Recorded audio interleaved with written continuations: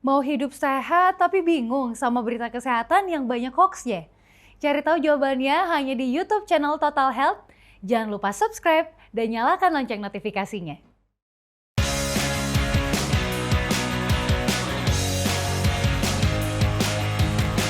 Lebih banyak mana yang kena speech delay? Saya juga belum pernah baca apakah lebih banyak laki-laki atau perempuan, tapi kalau menurut saya sih ya, menurut pengalaman saya ya sama aja. Sepertinya sih kalau menurut saya mitos ya. Jadi apakah berhubungan dengan makanan, dengan bicaranya, apalagi yang makan pedas sepertinya tidak berhubungan. Tapi ya itu dia salah satu faktor anak bicara bagus, faktor nutrisinya. Berbicara ataupun berkomunikasi ataupun berbahasa ya, memang istilahnya banyak sekali. Mungkin kepada berbicara dulu kita coba fokus. Memang perlu yang namanya istilahnya kemampuan untuk berbicara yang ekspresif ataupun reseptif.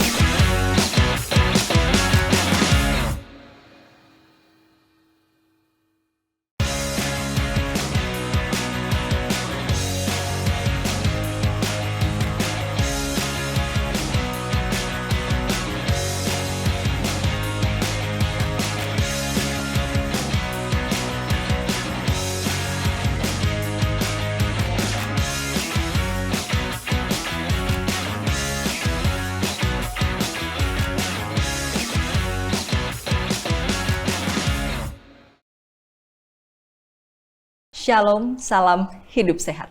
Berjumpa kembali bersama Rumah Sakit Advent Bandung dalam Bincang Sehat bersama Rumah Sakit Advent Bandung. Kali ini saya Dewi Wardani akan memandu acara ini untuk 45 menit ke depan. Adalah satu sukacita di mana kita boleh belajar hal-hal yang baru terkait dengan isu-isu atau informasi kesehatan. Nah, kali ini kita sudah bersama-sama dengan narasumber kita yaitu Dr. Bona Anggi Pardede SPKFR yang akan mengenalkan kepada kita terkait dengan speech delay. Saya akan sapa terlebih dahulu dokternya. Salam hidup sehat, dokter. Salam sehat. Baik. Pemirsa, anak merupakan anugerah Tuhan atau titipan Tuhan yang paling indah yang adalah sukacita bagi setiap rumah tangga. Dan kita percaya bahwa anak itu selalu diharapkan untuk bertumbuh dan berkembang secara normal. Namun apa yang terjadi apabila anak tersebut tidak berbicara sesuai dengan usianya? Nah, kali ini kita akan mengenalkan lebih lanjut terkait dengan keterlambatan bicara atau speech delay ini. Kita akan langsung saja untuk berbincang bersama Dr. Bona. Dokter, sebelum mungkin kita akan bertanya lebih lanjut supaya pemirsa ini mengetahui. Nah, kira-kira ini speech delay ini artinya apa sih, Dok? Ya, jadi kalau untuk arti daripada speech delay, mungkin kalau kita artikan dari bahasa Inggris ya, speech itu kan bicara, sedangkan delay itu adalah keterlambatan. Jadi kita akan ngomongin tentang suatu kondisi, suatu penyakit, gangguan perkembangan anak biasanya, yang namanya keterlambatan bicara. Dimana kan kalau bicara itu kan kita sebagai manusia kan mengeluarkan suara ya. Mungkin suara ini nanti ada beberapa suara, nah itu akan menjadi sebuah kata. Sehingga nantinya kata-kata ini akan membuat kita menjadi bisa berbicara. Lanjut lagi, lebih tinggi lagi tingkatannya ke arah untuk berbahasa atau menjadi bahasa. Dan nantinya yang kita harapkan kita akan dapat melakukan yang namanya berkomunikasi. Mungkin dengan orang tuanya mungkin yang paling duluan, dengan temannya ataupun dengan abang atau kakaknya. Dan ini berkaitan tentang bagaimana kualitas suara ataupun kualitas bicara daripada si anak ataupun seorang anak ini yang mengalami keterlambatan.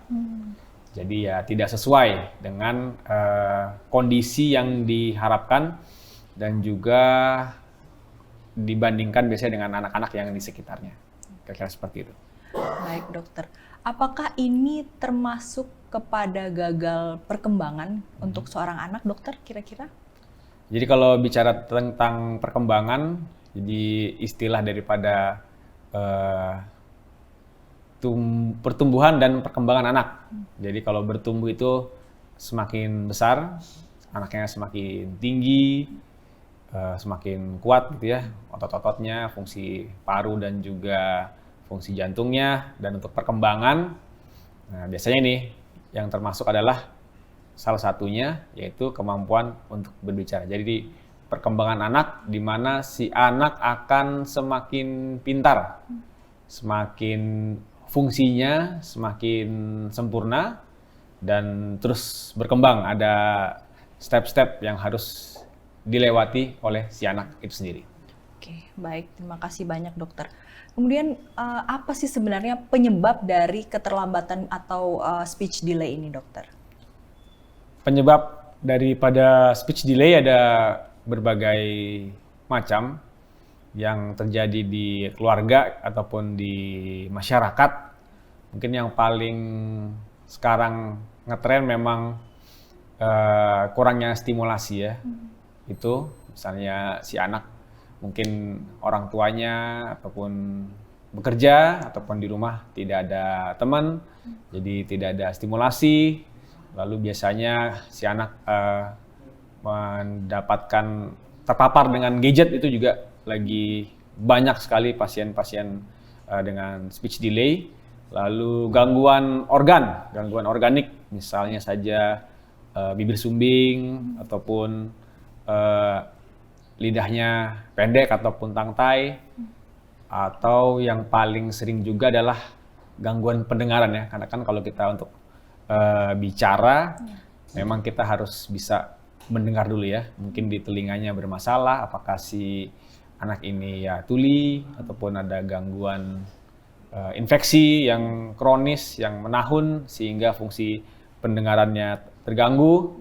Lalu bisa juga disebabkan pada anak-anak yang memang berkebutuhan khusus, mungkin seperti anak-anak dengan sindrom Down atau anak-anak yang dengan autism juga bisa, dan mungkin pada anak-anak yang gangguan oromotor, jadi ada gangguan saraf juga di situ, kepada fungsi otaknya juga terganggu sehingga untuk bicaranya sulit ataupun mengalami keterlambatan. Oke. Gitu. Baik, dari begitu banyak penyebab dari keterlambatan bicara ini ya pemirsa, tadi sudah dijabarkan oleh Dokter Bona secara singkat ya. Dan dokter, memang penyebab ini kan berbeda-beda, dan tadi juga dokter sudah mengucapkan terkait dengan bagaimana gadget, mungkin memberikan gadget secara dini juga bisa mempengaruhi keterlambatan bicara itu sendiri. Nah, mungkin bagi para orang tua yang lantas melihat anaknya mungkin belum berbicara, ini kira-kira tandanya seperti apa ya dok? Atau untuk umur seperti apa yang harusnya itu memang sudah bicara dan ini adalah tanda bahaya bagi orang tua sehingga harus cepat-cepat dilakukan pemeriksaan. Ini kira-kira kapan ya dok? Yang diharapkan memang sedini mungkin kita deteksi ini keterlambatan bicara, dan biasanya juga orang-orang tua sekarang tuh keren ya, karena banyak sekali informasi dari sosial media, Instagram, Facebook, TikTok dan lain-lain. Jadi dia langsung lebih tahu, oh anak saya nih mengalami keterlambatan. Ataupun yang paling gampang lagi misalnya, kok beda ya ini dengan tetangganya ataupun teman mainnya, ataupun abangnya dulu ini bisa bicara umur sekian, sekarang kok belum bisa. Nah itulah yang biasanya si keluarga pasien, terutama ibu, akan lebih aware lagi dengan keadaan-keadaan seperti itu. Ditambah lagi kalau memang sudah ada keluhan seperti anak bicaranya nggak jelas, seperti itu, dia hanya ngomong-ngomong, mungkin suara tidak sampai ke sebuah kata, atau mungkin anak-anak ya kok nggak ngomong-ngomong ya, kok dia tidak mengerti dengan perintah yang diberikan oleh orang tuanya. Atau ya terkadang juga masalah sosial dan budaya juga, dari keluarga sendiri bilang, ini biasa, ini normal, nanti juga ngomong sendiri, nanti juga bisa. Atau dari kakeknya dulu, bapaknya juga seperti itu. Dan bagaimana caranya, jadi bisa dilihat di banyak sekali di internet, coba cari dengan keyword tentang speech delay ataupun keterlambatan bicara. Ada beberapa tugas yang dapat kita berikan ke anak. Jadi kita bisa cek di situ, ada banyak sekali tabelnya. Contoh tabelnya yang paling gampang dari WHO juga ada. Jadi anak yang umur 1 tahun biasanya sudah bisa sampai 1-10 kata. Kalau 2 tahun bisa 50 kata. Jadi di atas 2 tahun sampai 5 tahun tuh biasanya sampai 500 kata. Atau biasanya saat kontrol ke dokter anak, nah dokter anak tuh suka ngecek juga ada checklist yang namanya DDST. Jadi dengan Denver Development Screening Test itu juga ada beberapa tugas-tugas yang harus dilakukan oleh si anak sesuai dengan grafiknya. Misalnya pada umur kurang dari setahun harus bisa bilang mama, papa, spesifik. Nah, jadi banyak sekali tools ataupun grafik ataupun tabel-tabel yang bisa dilihat berkaitan dengan kurangnya ataupun terlambat bicara daripada anak. Gitu. Baik. Berarti memang sedini mungkin sebaiknya para orang tua itu peka ya dokter ya untuk melihat bagaimana perkembangan si anak khususnya apabila tidak sesuai dengan fase-fase yang tadi dokter sudah sebutkan ya. Baik, selanjutnya dokter, apabila memang anak ini sudah terlihat gejalanya bahwa ini sepertinya terlambat bicara nih, apakah ada pencegahan sedini mungkin selain mungkin pemeriksaan? Sebenarnya stimulasi seperti apa yang boleh dilakukan oleh orang tua di rumah supaya anaknya ini boleh bisa trigger ya untuk bisa berbicara nih dokter sebelum ke vaskes. Mungkin banyak yang juga berpikir 2 kali untuk pergi ke vaskes ya di saat ini kita masih dalam fase pandemi menuju endemi nih dokter. Kira-kira apakah ada tips dan triknya? Jadi untuk tips dan trik, jadi memang lebih kepada kita pengen mengedukasikan lagi kepada orang tua ya. Harus concern dengan yang namanya bicara. Tidak cuma hanya anak bisa lari ataupun bisa gambar, tapi juga pengen nge-trace lagi ataupun belajar lagi tentang yang namanya bicara. Dan kalau kita coba urutkan ya kan, daripada perkembangan itu sendiri, ya memang harus ada di samping si anak, si orang tuanya itu. Dan dia harus sedini mungkin dia harus cek, dia harus tahu apakah anak saya ini bisa dengar. Bagus gak sih pendengarannya? Apakah anak saya ini bisa lihat? Karena dengan mendengar dan melihat itu adalah modal kita untuk nanti bicara. Jadi setelah si anak kita tahu, oh ini anak bisa dengar nih. Oh ini anak bisa main nih, misalnya tepuk tangan atau main dengan icik-icik. Nanti step berikutnya si anak bisa main. Jadi kalau kita kasih mainan, anak harus bisa main sendiri, entah bola-bolaan atau kotak-kotak kayu, susun blok seperti itu. Nah, step berikutnya kita harus tahu si anak ini, oh mengerti kok dia. Kalau kita ajari misalnya minum, mau dia. Ini sendok, ayo dipegang sendoknya. Atau ya tugas-tugas sederhana di rumah, seperti misalnya mungkin ganti celana, atau ya ambil makanan, ambil buah-buahan, mencoba mengambil sesuatu, baru nanti setelah dia mengerti, dia akan ke step berikutnya yaitu bicara. Tadi bicara kita udah bahas, harus ada suaranya, bagaimana dia menyambung suara, misalnya O dengan A disambung dengan bola, dan nanti akan menjadi bicara. Jadi sebanyak mungkin kita kasih stimulasi ke anak, bagaimana supaya dia bisa tadi ya mengerti, baru dia bermain, mendengar, melihat.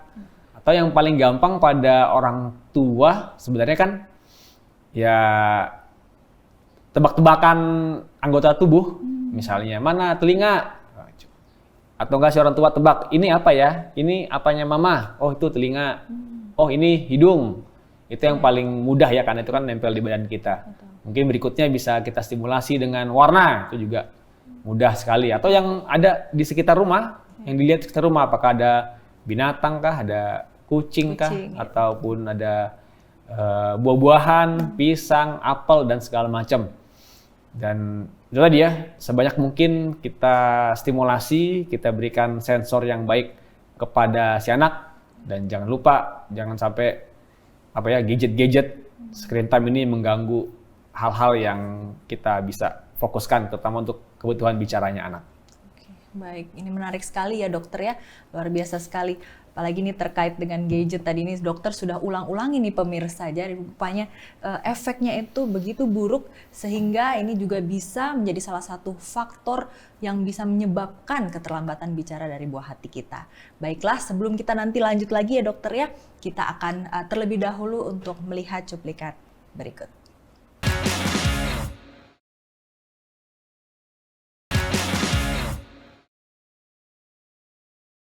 Salam hidup sehat pemirsa dimanapun Anda berada. Terima kasih masih bersama-sama dalam Bincang Sehat bersama Rumah Sakit Advent Bandung. Kami tetap bersama dengan Dr. Bona di sini untuk lebih lanjut mengenal terkait dengan speech delay. Baik dokter, kita lanjutkan perbincangan kita. Tadi kita sudah berbicara terkait dengan bagaimana penyebab daripada si speech delay ini, kemudian cirinya bagaimana, dan juga apa saja mungkin yang mengganggu atau menghambat si anak untuk berbicara, termasuk kepada bagaimana penggunaan gadget ini. Nah dokter, apabila memang anak kita ini sudah terlambat bicaranya, ada nggak sih dampak ke depannya ya untuk si anak sendiri saat dia sudah bertumbuh ya di masa sekolah atau bahkan nanti mungkin bekerja? Apakah ada pengaruhnya di kemudian hari di saat dia terlambat bicaranya? Ya, jadi bagaimana si anak, kenapa sih memang kalau terlambat bicara ya? Jadi memang menurut kami, jadi keterlambatan bicara ini memang harus segera kita deteksi dan memang harus segera kita atasi ataupun kita kejar supaya si anak kembali kepada pola ataupun urutan daripada bicaranya. Sebenarnya kalau bicara efek jangka panjang dari speech delay ini bagaimana, jadi udah banyak juga studi-studi ataupun jurnal-jurnal yang bilang nantinya akan mengganggu si anak pada perkembangan pada saat dia mulai sekolah. Jadi akan mengalami gangguan pada skill ataupun keahlian yang nantinya akan dipakai untuk bersekolah, seperti ya tadi berkomunikasi. Lalu anak sekolah ngapain sih? Mungkin menulis ya. Dan anak sekolah biasanya kan membaca. Dan lagi biasanya juga ada salah satu aspek juga bagaimana si anak itu bisa diajarin nggak? Atensinya bagaimana kan? Terkadang anak-anak kalau dia mengalami speech delay, wah sulit dok, ini sangat aktif dia, nggak bisa kita ajarin, nggak bisa konsentrasi pada suatu pekerjaan ataupun aktivitas tertentu. Selama ya contohlah kita ambil 1 menit, 2 menit dok, saya kasih buku gambarnya 1 menit, belum tentu dok 30 detik dia udah langsung mencari aktivitas yang lain. Jadi kalau memang efek jangka panjangnya apa, jadi memang ada ya, jadi akan mengalami gangguan untuk tadi bersekolah, terutama mengalami aktivitas di sekolah, seperti ya belajar mengajar dengan gurunya, ya tadi seperti menulis ataupun membaca ataupun bermain akan mengalami ketergangguan. Jadi penting kita langsung atasi sedini mungkin, secepat mungkin. Jangan sampai berkelanjutan. Gitu. Baik, terima kasih banyak dokter.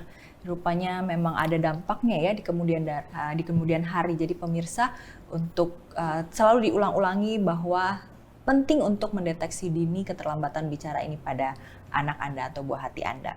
Baik, selanjutnya dokter, apakah normal bagi seorang anak ini ya apabila dia mungkin tidak mau berbicara atau belum jelas melafalkan kata-katanya, tapi dia sudah mengerti dengan baik instruksi-instruksi yang diberikan gitu. Apakah ini juga termasuk kepada speech delay ini? Bagaimana dokter? Jadi secara garis besar kemampuan kita untuk berbicara ataupun berkomunikasi ataupun berbahasa ya, memang istilahnya banyak sekali. Mungkin kepada berbicara dulu kita coba fokus. Ya. Memang perlu yang namanya istilahnya kemampuan untuk berbicara yang ekspresif ataupun reseptif. Jadi untuk ekspresif kan kita jawab-jawab ya. Untuk yang reseptif memang ya harus mengerti dulu. Nah, jadi memang penting supaya ya tadi dua-duanya berjalan saling bersamaan. Tadi saya sudah jelaskan, ngerti dulu baru kita bisa bicara. Atau memang kita harus paham dulu, apa reseptif dulu, mengerti dulu apa yang dibilang orang, dengan tadi mendengar ataupun melihat, lalu kita akan bisa juga untuk menjawab ataupun berbicara dengan suara yang pas, dengan kata-kata yang pas, atau kalau mau lebih tinggi lagi dengan kalimat yang pas. Subjeknya bagus, tujuannya juga bagus, objeknya juga bagus. Dan di beberapa buku daripada speech therapy juga penting urutan berbicara. Jadi si anak juga harus tahu kapan saya harus diam. Ini juga terkadang banyak sekali ya kendalanya di anak-anak kita yang sekarang ini ya. Betul. Anaknya ngomong mulu, nggak bisa di stop. Betul. Bahkan kalau orang tuanya lagi ngobrol di mobil, tiba-tiba, "Pak, itu apa? Mobil warna merah itu mobil merek apa?" Langsung menyambar begitu aja. Jadi memang ya penting juga ya kita tahu, anak tuh harus diajarin juga, nanti dulu ya, kamu tuh ngomongnya nanti dulu. Kalau memang papa mama tidak bicara atau pada saat kamu dipersilahkan untuk berbicara. Jadi memang ya perilaku-perilaku seperti itu juga ada di aspek untuk yang kita bahas pada saat ini. Bagaimana untuk berbicara atau gangguan berbicara. Baik, berarti memang harus dua-duanya ya, reseptif dan ekspresif itu ya dokter ya. Berarti kalau misalnya sang anak hanya menunjuk-nunjuk gitu dokter, itu bagaimana ya? Jadi para ibu sepertinya memang membuat ini sebagai hal yang normal sebenarnya. Jadi saat ditanya sesuatu hanya menunjuk. Nah ini dampaknya bagaimana ini dokter kepada anak ya? Mungkin dari awal sudah begitu dan memang akhirnya jadi kebiasaan. Akhirnya anak tidak mau berbicara akhirnya. Ya tadi kan kembali ke definisi untuk berkomunikasi tadi ya. Jadi memang harus ada dua arah kan. Harus ada bahasa ataupun suara yang nanti dikeluarkan, kita mengerti, lalu kita balas. Jadi memang polanya seperti itu ya. Harus ada ekspresif, reseptif, diterima, dijawab seperti itu. Dan kalau memang sudah mulai ada gangguan perilaku, dia hanya menunjuk, atau bahkan yang paling sering tuh hanya belakangnya aja kan. Kan, katanya. Tuh, cing, hilang jadi proses katanya itu.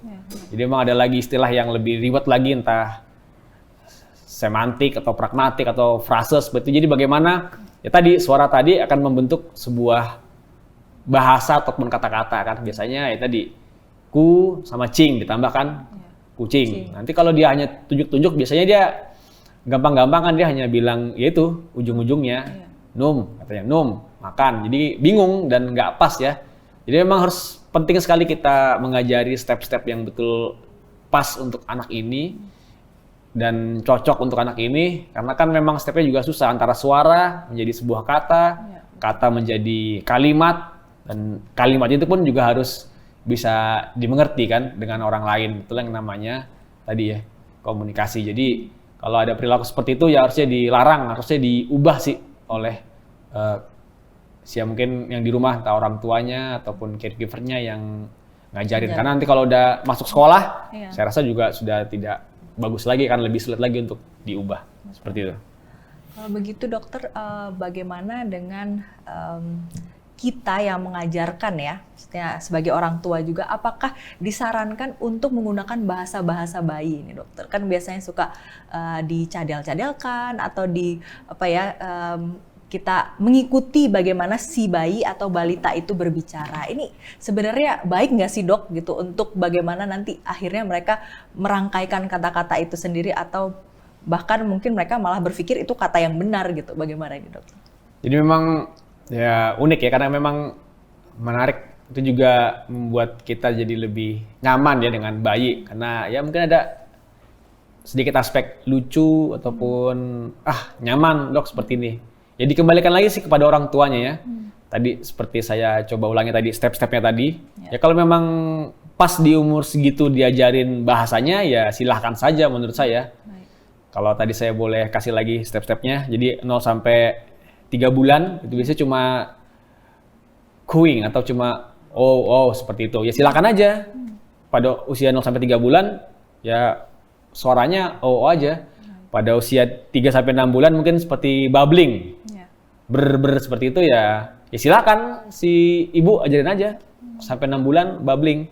6-9 bulan biasanya babblingnya lebih kompleks lagi, entah entah belut gitu, lebih banyak lagi dia mainkan lidahnya. Nanti usia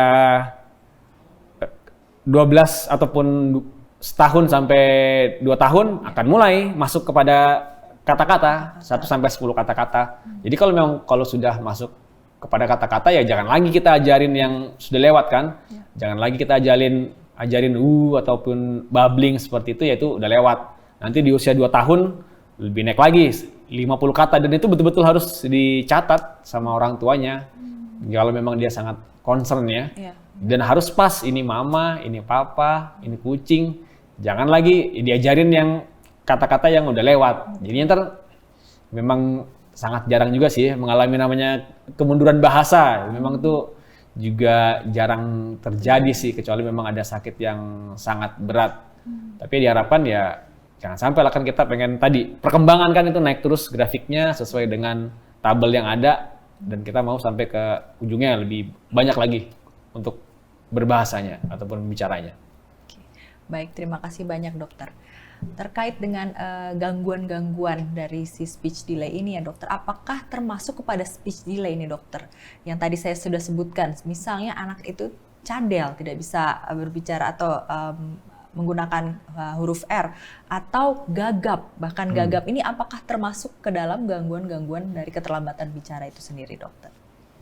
Jadi memang untuk cadel memang ada istilah khusus, biasanya dysarthria, dan itu memang juga termasuk dalam bagian dari mungkin gangguan bicara ya, bukan keterlambatan. Dan itu sangat bisa juga untuk kita terapi dan kita latih. Dan juga gagap atau stuttering itu biasanya karena memang secara fungsi daripada saraf, otot, maupun ya oral daripada si anak masih belum sempurna. Biasanya itu normal kalau memang di bawah 5 tahun. Nanti di atas 5 tahun kita harapkan si anak sudah bisa lagi ngomongnya lancar, tidak gagap, ataupun tadi cadelnya juga hilang ya. Dan itu mungkin lebih ringan lagi daripada yang keterlambatan bicara. Jadi itu juga termasuk gangguan bicara, juga bisa kita terapi, juga bisa kita berikan latihan-latihan, sehingga nanti anaknya bicaranya akan lebih sempurna lagi. Seperti itu. Baik, jadi ini termasuk ke dalam gangguan bicara ya dok ya, tapi bukan si keterlambatan bicara itu sendiri. Jadi terima kasih dokter untuk infonya untuk terkait dengan gangguan bicara cadel dan gagap tadi. Nah selanjutnya dokter, pertanyaan berikutnya tadi menarik karena sebelumnya kita masih belum bahas lebih lanjut ini terkait dengan gadget yang diberikan sejak dini dokter. Kalau dipikir-pikir saat ini kan sedang masa transisi pandemi kepada endemi, sehingga memang agak sulit mungkin ya untuk menstimulasi anak untuk berbicara dengan sesamanya seperti itu ya. Mungkin orang tua mengajarkan untuk janganlah pergi keluar terlebih dahulu, dan yang satu-satunya yang bisa diberikan memang hanya gadget itu sendiri. Nah dokter, seberapa buruk sih memang ini untuk mengganggu dari perkembangan anak dalam berbicara? Nah kalau kita tahu memang banyak juga hal-hal yang baik ya yang mereka ajarkan, misalnya mungkin kosakata, video-video seperti itu yang bisa bisa diserap oleh anak-anak sekaligus mereka bisa ulangi kembali. Nah ini bagaimana dokter? Jadi kalau untuk masalah gadget sepertinya sudah banyak sekali jurnal-jurnal ataupun penelitian ataupun studi-studi yang mengatakan efek baik ataupun efek buruk daripada gadget itu sendiri. Apalagi di era pandemi ini memang kita harus banyak online-nya ya. Betul. Dan istilah daripada tumbuh kembang ataupun anak-anak biasanya memang mengarah ke screen time. Jadi istilahnya screen time, apakah itu dengan gadget, apakah itu dengan laptop, ataupun dengan TV, itu sama aja, disamakan. Dan memang sudah ada aturan-aturan yang dibuat oleh WHO misalnya, ataupun dokter anak di Amerika sana yang mengatakan memang udah waktu screen time per hari itu sekian. Misalnya anak yang di bawah setahun katanya sama sekali nggak boleh screen time. Mungkin anak yang 1-2 tahun, setengah jam. Anak yang 2 tahun sampai 5 tahun, maksimal screen time 2 jam katanya. Dan nggak boleh mengganggu pola tidur, ataupun tidak boleh mengganggu bermain. Jadi ya kita harus konsekuensi, karena ini kan juga memang udah datanya sudah banyak sekali ya. Jadi maksimal anak 2-5 tahun ya 2 jam. Walaupun nanti si ibu banyak sekali hal-hal bagus di gadgetnya itu, entah belajar huruf lah, entah belajar menyanyi, atau belajar hal-hal yang lain. Tapi kalau dari saya sih tetap concern ke situ aja, maksimal 2 jam, itu juga dibatasin. Malah ada yang bilang hanya boleh pada saat kita ngobrol sama video call dengan orang tua ataupun dengan keluarga-keluarga dekat, mungkin yang jauh. Dan harus dicari aktivitas yang lain di rumah. Kalau saya sih lebih prefer ya mau nggak mau orang tua harus ngajarin. Orang tuanya kan juga di rumah, kecuali orang tuanya juga nggak ada di rumah. Tetap kasih aktivitas yang lain, entah bermain, entah tebak-tebakan, atau bermain box untuk disusun-susun. Jadi lebih kepada, ya itu tadi saya bilang, aktivitas fisik. Nah, kita baru hanya bicarain tentang screen time nih. Ada juga WHO udah bilang, aktivitas fisik anak itu harus bermain. Memang itu salah satu hal yang baik buat anak. Jadi harus dia bermain, bermain ke taman ataupun bermain sepeda dengan teman. Nah, itu kan nggak boleh ya. Secara lagi pandemi harus online. Nah, di rumah dibuat permainannya. Si anaknya harus entah joget kah, atau disuruh mengerjakan pekerjaan rumah, ataupun olahraga ringan dengan orang tuanya, yang pasti harus dijagain. Dan itu termasuk, jadi gadgetnya dibatasin, aktivitas fisik juga harus digenjot. Kalau saya tidak salah, sejam sehari untuk anak-anak 2-5 tahun ya. Sejam sehari, dan itu setiap hari harus aktivitas fisik. Entah bermain, pokoknya di rumah harus bergerak lah supaya lebih sehat. Seperti itu. Baik, terima kasih banyak dokter. Jadi para orang tua ya pemirsa harus lebih kreatif ini ya, supaya anak-anaknya meskipun mungkin sebelumnya sudah pernah untuk menggunakan gadget, tapi paling tidak sedini mungkin untuk boleh dibatasi, karena yang lebih penting adalah tadi aktivitas fisik itu sendiri. Baik dokter, ini sangat menarik, tapi sepertinya kita harus sebentar break dulu sebelum kita akan melanjutkan kepada segmen yang berikutnya. Baik pemirsa, jangan kemana-mana, tetap bersama kami dan kita akan melihat cuplikan setelah ini.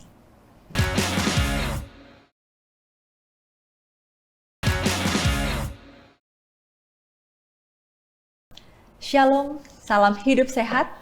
Terima kasih para pemirsa masih bersama-sama dengan acara Bincang Sehat bersama Rumah Sakit Advent Bandung. Kita akan kepada segmen yang berikutnya, kita akan lanjut kembali dan kami sangat berterima kasih karena para pemirsa masih bersama-sama dengan kami sekarang ini. Baik dokter, kita sudah membahas tadi terkait bagaimana speech delay ini. Sekarang kita mau bermain sedikit dokter tentang mitos dan fakta yang mungkin kita pernah dengar ya, informasi-informasi kesehatan ini. Namun kita harus bisa meluruskan nih dokter, karena mungkin aja orang berpikir bahwa ini benar, taunya ini mitos. Jadi kita akan bermain mitos dan fakta terlebih dahulu, dan apabila dokter nanti katakan ini mitos atau fakta, nanti boleh dijelaskan sedikit ya dokter ya. Baik, yang pertama dok, mitos atau fakta, anak yang cepat berjalan cenderung lebih lambat bicaranya. Bagaimana ini dokter? Mitos. Jadi anak yang cepat bicara apakah berhubungan dengan lambat bicaranya? Mitos, menurut saya sih mitos ya. Jadi memang dalam hal tumbuh kembang anak itu harus beriringan, dan memang tadi ya kita udah bahas ada beberapa checklist, itu ada banyak di internet, silahkan dilihat. Ibu-ibu ataupun keluarga-keluarga di rumah boleh melihat, dan itu harus beriringan. Ada salah satu pendekatan daripada grafiknya itu. Jadi memang ada beberapa aspek dalam tumbuh kembang anak, tidak hanya bicara, harus juga motorik kasar, misalnya dia untuk berjalan kah, motorik halus, dan juga personal sosial. Jadi gimana si anak itu bisa bermain dengan temannya atau berhubungan dengan orang tuanya. Dan berjalan ini termasuk motorik kasar, dan harus ada juga checklistnya sendiri. Dan itu di usia setahun biasanya sih memang beriringan ya. Jadi memang tidak berhubungan. Dan memang kan itu yang sering-sering dibilang oleh orang-orang zaman dulu ya. Nanti anak yang cepat jalan, bicaranya Akan lebih lambat, anak yang ya sebaliknya seperti itu. Kalau kami sih melihat itu ya sebuah mitos dan memang ya harus pas lah. Dan kalaupun memang terlambat, mungkin terlambat 1-2 bulan, 3 bulan masih bisa kita anggap oke, nanti kita tunggu lagi. Tapi kalau memang sudah di atas 3 bulan atau di atas 6 bulan, ini harus dikejar, harus segera berobat menurut saya sih. Harus segera didiagnosa lah. Bisa ya kontrol ke dokter anak juga udah banyak sekarang. Dokter rehab medik, spesialis SPKFR, untuk fisik dan rehabilitasi. Dan karena memang juga nanti bisa kami kirim ke ahli speech therapy. Dan juga teman-teman yang biasanya screening ini juga senang banyak psikolog anak sekarang kan. Itu sering sekali membuat edukasi-edukasi terkaitan dengan hal ini. Dan juga mungkin moms ya, edukator-edukator, influencer di Instagram yang menurut saya sangat baik ataupun sangat layak untuk kita follow karena kita bisa ngikutin dia dan kita praktekin ilmunya ke anak-anak kita. Yang simple, sederhana, tapi sangat membantu. Gitu. Baik, terima kasih dokter. Jadi itu mitos ya dokter ya? Ya. Baik, yang selanjutnya apakah mitos atau fakta dokter? Ini terkait dengan jenis kelamin dari anak kita sendiri. Katanya sih anak laki-laki memang akan lebih lambat bicaranya daripada anak perempuan. Ini mitos atau fakta dokter?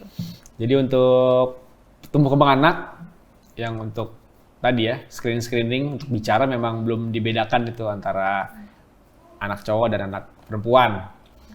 Mungkin yang setahu saya mungkin ada grafiknya lebih ke arah ini ya, pertumbuhan ya, berat badan. Itu berat badan dari WHO udah bisa dibedakan tuh grafik si cowok ataupun si cewek. Tapi untuk grafik perkembangan bicara itu sepertinya belum ada. Mungkin data lebih banyak mana yang kena speech delay.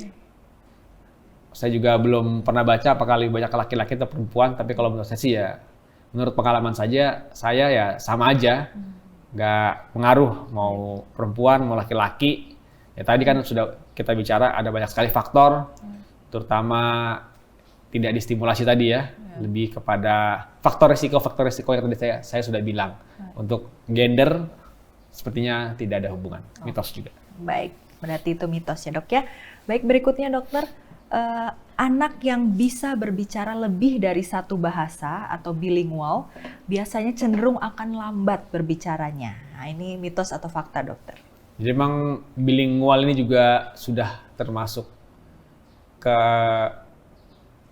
gangguan bicara, masalah pada berbicara juga bisa masuk jadi dan terjadi pada anak-anak, dan itu termasuk speech delay.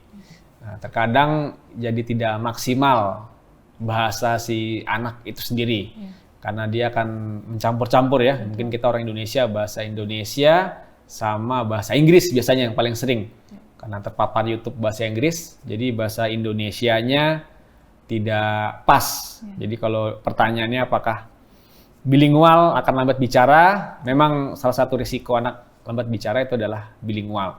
Jadi saran saya dan juga menurut pengalaman saya di klinik, jadi memang penting kita ajari anak itu bahasa ibunya ya, bahasa yang sering dia akan ngomong selama dia hidup.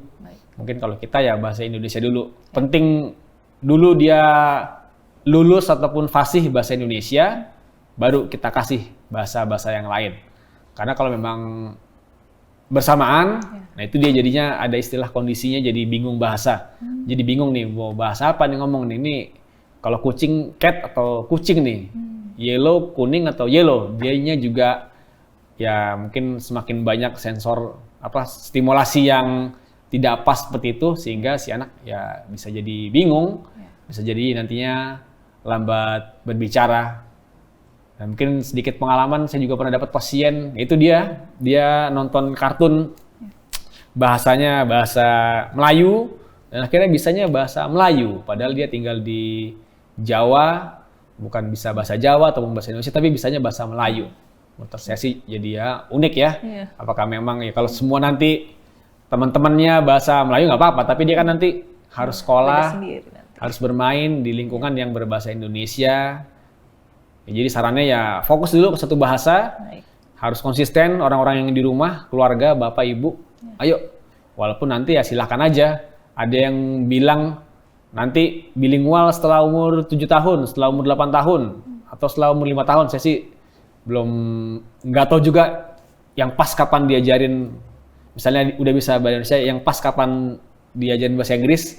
Tapi kalau menurut saya ya kalau memang bisa sedini mungkin, ya usahakan bahasa ibunya udah fasih dulu, udah pintar dulu. Baik. Jadi kira-kira seperti itu.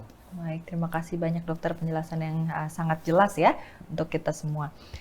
Selanjutnya dokter, ini mitos atau fakta supaya anak lebih cepat bicaranya, berikan saja makanan yang pedas. Aduh, ini gimana dokter? Sepertinya sih kalau menurut saya mitos ya. Jadi apakah berhubungan dengan makanan, dengan bicaranya, apalagi yang makan pedas sepertinya tidak berhubungan.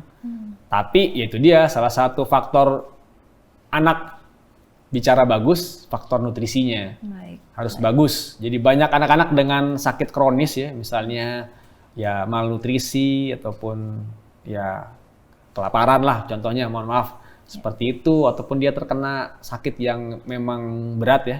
Sakit kronis berat, misalnya contoh anemia, defisiensi besi, atau si anak terkena penyakit infeksi, infeksi yang tahunan. Nah, itu biasanya dia akan mengalami keterlambatan daripada bicaranya. Bisa jadi karena penyakit kronisnya, bisa juga karena tadi nutrisinya kurang bagus. Jadi pentingnya buah-buahan, makanan, protein, gizi yang baik untuk anak-anak nih, terutama anak-anak ya di Indonesia lah ya. Ini penting ngasih makan anak yang bagus, yang baik supaya tumbuh kembangnya juga cocok ataupun sesuai, nggak cuma bicara. Jadi kalau menurut saya untuk makan pedas memang tidak nyambung ya, tidak mitos. Tapi kalau penting makanan yang sehat untuk anak cepat bicara, itu fakta itu. Oke, baik, terima kasih banyak dokter. Jadi setelah dikatakan mitos, dokter langsung menjelaskan tentang bagaimana faktanya ya. Memang benar ini ya, namanya nutrisi itu akan membuat hampir keseluruhan dari fungsi tubuh itu akan jadi baik seperti itu. Termasuk kepada bagaimana si keterlambatan bicaranya juga bisa kita cegah kalau misalnya kita nutrisinya baik juga ya dok ya. Baik, selanjutnya dokter, ini mitos atau fakta menggunakan empeng buat membuat bayi atau nanti pada akhirnya balita akan mengalami keterlambatan bicara. Nah, ini mitos atau fakta dokter? Empeng itu dot itu ya? Iya, dot, betul dokter.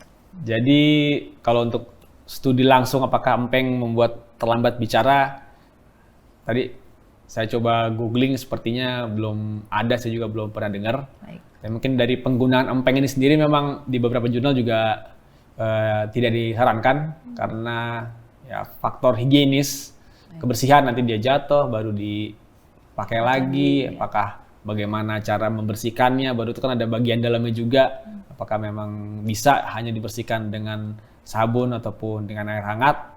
Jadi ada beberapa jurnal yang bilang kalau pakai empeng nanti bisa berhubungan dengan infeksi, bisa infeksi saluran nafas, mulut, ataupun infeksi pendengaran.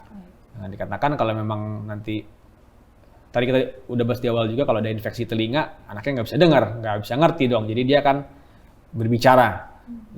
Jadi gangguan berbicara maksud saya seperti itu. Jadi apakah menggunakan pasifir dapat membuat gangguan bicara? Ya mungkin masih saya juga belum bisa kasih statement jelas nih, mitos atau fakta. Yang pasti ya kita coba hidup yang lebih sehat aja lah. Kalau memang bisa yang alamiah, ya hindari penggunakan dot ataupun pasifir ini, ataupun empeng dihindari karena nanti bisa terjadi infeksi sehingga anaknya juga tumbuh kembangnya akan lebih baik. Seperti itu. Baik, terima kasih banyak Dokter Bona untuk penjelasannya terkait dengan mitos atau fakta. Jadi sebenarnya ini sangat menarik, ada banyak hal juga sebenarnya mitos atau fakta terkait dengan speech delay ini. Tapi sepertinya waktu sudah cemburu juga ini dokter ya. Jadi kita memang sudah harus menyudahinya. Tapi sebelumnya dokter, kita mungkin boleh memberikan juga penjelasan kepada pemirsa bahwa di Rumah Sakit Advent Bandung juga kita memiliki ini ya terapi bicara ya dokter ya terkait hal ini. Jadi pemirsa yang mungkin berada di sekitar Bandung boleh datang ke Rumah Sakit Advent Bandung, dan apabila juga rindu untuk berkonsultasi langsung dengan Dr. Bona Anggipar DDS PKFR boleh menghubungi customer service kami. Baiklah dokter, mungkin sedikit closing statement untuk pemirsa di rumah yang sedang menyaksikan terkait dengan speech delay ini, silahkan.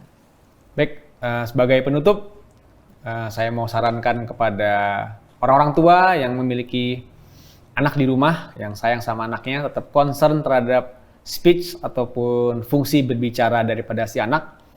Mau belajar ataupun mencari tahu, ada banyak sekali bahan di internet di sana untuk kita dapat mendeteksi ataupun mengetahui kemampuan anak kita apakah sudah sesuai ataupun mengalami yang namanya keterlambatan bicara, sehingga deteksi dini, kita lakukan intervensi ataupun terapi sedini mungkin sehingga membuat anak dapat mengejar bicaranya akan sesuai lagi dengan grafik ataupun tumbuh kembang yang sesuai, sehingga nanti ke depannya si anak akan lebih baik lagi khususnya dalam fungsi bicara, berbahasa dan juga berkomunikasi. Saya rasa itu juga sangat penting karena nantinya menjadi modal si anak untuk belajar ataupun menjadi masa depan untuk si anak nanti lebih pintar. Terima kasih banyak dokter.